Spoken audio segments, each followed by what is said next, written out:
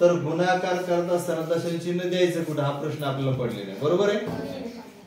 बरोबर आहे की नाही? तर मग आपल्याला काय करायचं या ठिकाणी आपण हे सगळं करून घेऊयात. आता या ठिकाणी गुणाकार दिला होता मी 23 शतांश घेऊ आता 51 शतांश आहे ना 23 शतांश 45 गुणिला 6.7 गुणाकार केलाय. गुणाकार हा पूर्ण एवढा आलेला आहे.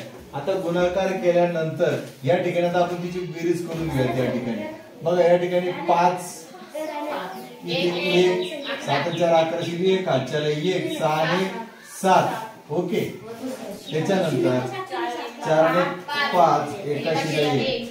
आता यानंतर काय करायचंय या दशांश चिन्हानंतर किती संख्या आहे 2. या दशांश चिन्हानंतर किती संख्या आहे 1. या दोन संख्यांनी एक संख्या 3 संख्या 1 दशक शतक याच्यानंतर देऊन टाकायचे. हा असं संख्या देऊन टाकायच्या आणि झालं उत्तर. मग गुणाकारामध्ये असं जर दशांश चिन्ह आलं असेल तर वरच्यात किती संख्या आहे खालच्यात किती संख्या आहे त्याच्या म्हणजे त्याच्यानंतर किती संख्या आहे उजव्या साईडला त्या मोजायच्या आणि त्याला दशांश चिन्ह देऊन टाकायचं. पूर्ण क्रिया करून घ्यायची. दशांश चिन्हाकडे लक्ष द्यायचं नाही. सर्वात शेवटी उत्तराकडे वरती मोडल्याकडे दशांश चिन्हानंतर 1 2 आहे नंतर इथे 1 आहे 3 संख्या झाली 1 2 3 पॉईंट देऊन टाकायचं. कळालं मग? थांबायचं.